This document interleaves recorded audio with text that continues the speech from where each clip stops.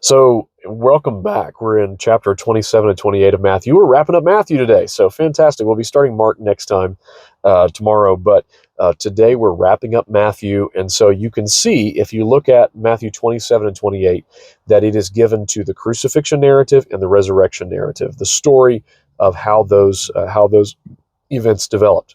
A lot of time, if you've noticed, has been given, a lot of space has been given to the final week of Jesus' life. Jesus is doing all this stuff. He's teaching and healing and traveling and doing incredible things for 3.5 years, and a massively disproportionate amount of time is given to the final 7 days of that. Why is that? Well, the answer is that the power of what he's doing, like, it's a massive, massive thing. He is accomplishing the redemption of the world. He is consummating his kingship over all things.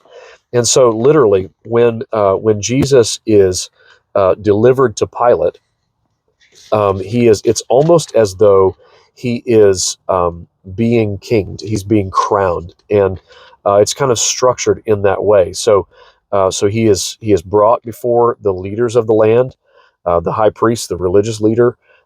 He is brought there, and he has an entourage that comes with him. It's now, all of this is backwards and upside down from the way it works with a earthly king, but he has an entourage with him. They robe him in chapter 26, and then he is delivered to Pilate. He is also crowned with a crown of thorns, and all of these. It's like there's this incredible set of parallels. Then when he is given over to be crucified, I said 26. They crowned him and robed him. No, in 27. My apology.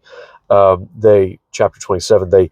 They strip him and they put a scarlet robe on him. They put a crown of thorns on his head, and in many ways, and then he is exalted. And so, rather than being seated on a throne of gold and ivory that's beautifully carved with a crown of gold upon his head, it is like the final consummation, the final pinnacle of the establishment of this upside down kingdom. The greatest moment of Christ's triumph is that he stayed surrendered to the will of the Father. You see, the Father loves us and he wants us to be forgiven, but someone had to pay the price of holiness. Someone had to pay the price of justice and truth, because God promised that that sin required death. He promised that it did. And someone had to pay the price. And what we learn from this is that Christ is substituting himself. He is being crowned king as a new kind of king that sacrifices himself for the people that he loves, so that he may take them and make them part of his kingdom forever.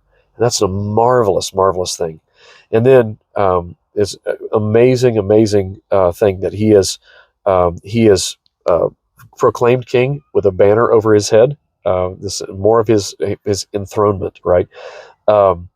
They gave him a feast of wine to drink mixed with vinegar, and then he had over his head, it said, "This is the King of the Jews," a banner proclaiming his kingship.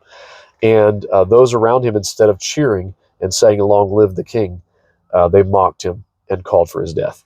And so it's this very upside down picture of a kingdom. But then there's this amazing thing that happens. At the end, Jesus cried out with a loud voice. This is chapter 27, verse number 50, and yielded up his spirit. And the curtain of the temple was torn in two from the top to the bottom. The curtain that separated the holiness and power and presence and goodness and purity of God from a sinful world was torn. And the holiness of God has come out to meet us, which is a marvelous thing. That it was always a barrier. You cannot go in, and I will not come out to you. But now God has come out to us because it is safe for God to do so. His justice has been satisfied. His holiness has been vindicated. His truth and goodness has been vindicated. That's what Jesus accomplished. And then, of course, the next day, and the 3 days, on the third day, toward the dawn of the first day of the week, the resurrection narrative, the reports of the guards and all of that, and then the Great Commission. And he wraps up with that, calling us to go out and tell what we have seen, that he is the rightful king. And I agree with Matthew. I think it's true. And hopefully you see how it all fits together as well. We will see you tomorrow for the book of Mark.